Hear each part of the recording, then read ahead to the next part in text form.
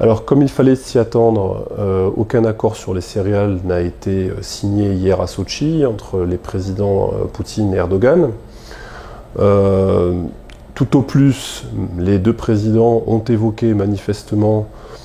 de nouveaux mécanismes qui pourraient être imaginés pour ressusciter un accord sur les céréales, mais il est certain que l'accord sur les céréales tel qu'on l'a connu de 2022 jusqu'au 17 juillet 2023, pendant presque un an, ne reverra pas le jour. Les conditions qui présidaient lorsque la Russie a décidé de se retirer le 17 juillet dernier n'ont globalement pas changé, c'est-à-dire que les exigences formulées par la Russie n'ont évidemment pas été satisfaites ni par les États-Unis ni par l'Union européenne. Et la Turquie s'efforce de jouer un rôle technique, de facilitateur, de médiateur, en essayant de faire la navette entre les uns et les autres, entre l'ONU, la Russie, l'Ukraine, pour essayer de promouvoir une nouvelle solution. Donc, il faut s'attendre à ce que dans les jours qui viennent, ces mécanismes ou ces, comment dirais-je, ces nouveaux ajouts imaginés soient discutés à l'occasion de l'Assemblée générale de l'ONU ou à l'occasion du G20 prochainement en Inde, et que peut-être une nouvelle formule surgisse à l'automne, mais elle ne ressemblera certainement pas à ce qu'on a connu, comme je le disais, entre juillet 2022 et juillet 2023. L'autre élément sur le volet des céréales, c'est la confirmation de ce qui avait été annoncé avant la rencontre entre les hommes, c'est-à-dire qu'il y a une espèce de triangle Russie, Turquie, Qatar qui semble surgir avec un mécanisme pour transformer 1 million de tonnes de céréales en Turquie, donc sous forme de farine, céréales russes, hein, donc sous forme de farine en Turquie, et cette farine étant ensuite redistribuée vers les pays clients, la Turquie devenant une sorte un petit peu de hub céréalier. Le Qatar, là-dedans, joue probablement le rôle de facilitateur pour les circuits financiers. C'est tout au plus ce qu'on peut donc imaginer à ce stade.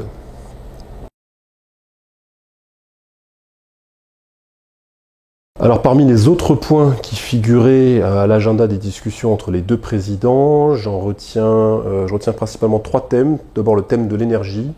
puisque lors de leur conférence de presse, les deux hommes ont fait évidemment allusion à la centrale nucléaire d'Akuyu qui est en train d'être construite en Turquie par l'opérateur atomique russe Rosatom. Récemment, le combustible nucléaire russe a d'ailleurs été chargé, et manifestement en 2024, on devrait avoir une première phase de lancement, donc je dirais un grand moment pour la relation bilatérale entre les deux pays. Et puis le deuxième volet énergétique, c'est le gaz, puisque la Turquie a toujours ce projet de hub gazier qui a été suggéré par Vladimir Poutine à l'automne dernier. Je rappelle quand même qu'il subsiste encore un gazoduc entre la Russie et la Turquie qui pourrait servir pour éventuellement alimenter certains pays d'Europe, hein, c'est le Turk Stream. Alors, il y a évidemment le Blue Stream qui est plus ancien mais qui sert principalement à alimenter le marché turc, mais le Turk Stream pourrait, le cas échéant, recevoir du gaz russe qui ensuite serait redistribué vers les Balkans ou une partie des clients européens. Après la destruction et le sabotage de Nord Stream, eh bien, c'est donc le dernier tuyau qui permettrait d'alimenter ce marché-là. L'autre thème que j'ai relevé, c'est celui des finances, puisque dans les deux délégations, turques et russes, se trouvaient les gouverneurs des banques centrales de Russie, Madame Nabulina et son homologue turc. Et manifestement, il y a eu des discussions qui ont porté sur des mécanismes financiers qui permettraient de se livrer à des paiements en devises nationales, et donc d'éviter le dollar et l'euro pour le commerce bilatéral, voire même inventer d'autres mécanismes qui permettent de s'affranchir donc de ces deux devises, en tout cas de se prémunir contre d'éventuelles sanctions. Et le troisième point, c'est la présence, toujours dans ces deux délégations, des responsables pour la coopération militaro-technique des deux pays, qui ont eu des échanges. Alors là aussi, ce n'est pas anodin. On sait que la Turquie avait acheté à la Russie des systèmes de défense antiaériens S-400, donc il y a quelques années, que cela avait évidemment provoqué la colère de Washington. C'était quand même un contrat de 2,5 milliards de dollars. Évidemment, depuis le début du conflit, la Russie croule sous les sanctions, mais manifestement, il y avait un sujet, puisque dans la délégation turque se trouvait le responsable pour la Turquie de la coopération militaro-technique, et donc rencontré son homologue russe, donc à voir sur quoi ça pourrait déboucher.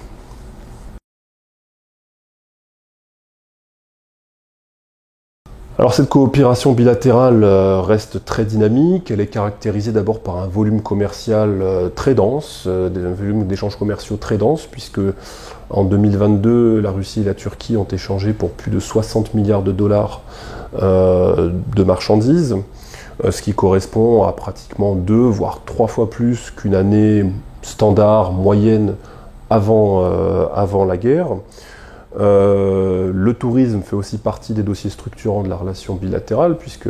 lors de la saison qui se termine, eh bien, ce sont plus de 5 millions de touristes russes qui se sont rendus en Turquie, ce qui fait des touristes russes le deuxième contingent de visiteurs étrangers en Turquie après les Allemands. Et je rappelle que le tourisme représente pratiquement 12% du PIB de l'économie turque, c'est donc pas rien. Et donc à ce titre-là, il y a donc là un levier, je dirais, d'influence potentielle pour la Russie. On se souvient que lors de disputes entre les deux pays, lors de la fameuse brouille de 2015-2016, la Russie avait fait suspendre tous les vols charters vers la Turquie afin d'infliger un coût économique à la Turquie pour avoir détruit l'avion russe donc en Syrie. On a évoqué précédemment les dossiers énergétiques qui rapprochent aussi les deux pays, le gaz, l'énergie atomique. Cela dit, il y a évidemment des dossiers qui fâchent dans cette relation bilatérale. Alors très récemment, on a appris que la Turquie avait relâché les fameux combattants de Azov, alors que manifestement, ceux-ci avaient été libérés et envoyés en Turquie en échange du fait qu'ils restent en Turquie et ne reviennent pas en Ukraine. Bon, on ne saura jamais vraiment quelles sont les modalités évidemment de cet échange et ce qui s'est passé, mais le fait est que ça fait partie des dossiers qui fâchent. Il y a évidemment ensuite les crises et je dirais tensions dans ce qu'on appelle le voisinage partagé, dans le Caucase du Sud, plus précisément au Karabakh, où là on est dans le cas de figure d'un regain de tension assez vif dans ce conflit à la résolution gelée. Il y a évidemment la Syrie, où là aussi on assiste depuis quelques jours à une flambée de violence qui pour l'instant n'est pas comparable à la dernière grande flambée de violence en date qui est mars 2020, mais qui néanmoins voit quand même Russes, Turcs, Américains se battre, en tout cas aux prises à travers leurs proxys sur le terrain, que ce soit les Kurdes, les tribus arabes, l'armée syrienne. Donc là également il y a un point chaud. Et puis il y a la Libye dont on parle peu récemment, mais il y a aussi eu des affrontements pendant l'été, qui constituent là aussi un dossier où les Turcs et Russes se trouvent évidemment sur des positions assez éloignées. Néanmoins, la Turquie, bien que membre de l'OTAN, continue de se distinguer par une position un petit peu de spoiler. Je rappelle quand même que M. Erdogan a négocié ardemment la validation de l'entrée de la Finlande et très prochainement manifestement de la Suède dans l'Alliance Atlantique. Alors non pas pour faire plaisir à la Russie, c'est pas le sujet, mais disons que ce feu vert turc dépendait assez largement plutôt de l'agenda entre les États-Unis et la Turquie, et plutôt donc pour le coup de dossiers et de problèmes qui relèvent de la relation bilatérale entre les États-Unis et la Turquie. Néanmoins, il y a ces dossiers donc qui fâchent et qui font que finalement la Turquie et la Russie entretiennent une relation que l'on peut qualifier de coopétition, c'est-à-dire à la fois coopération et compétition, qui s'exprime, donc, comme je l'ai dit, dans le Caucase du Sud, en Afrique du Nord, au Moyen-Orient, en mer Noire, mais une coopétition dans le cadre de laquelle ils ont l'habitude de s'entendre à travers des arrangements tactiques, temporaires, situationnels, puisque Turcs comme Russes raisonnent avant tout sur la base d'intérêts concrets, plus qu'autre chose.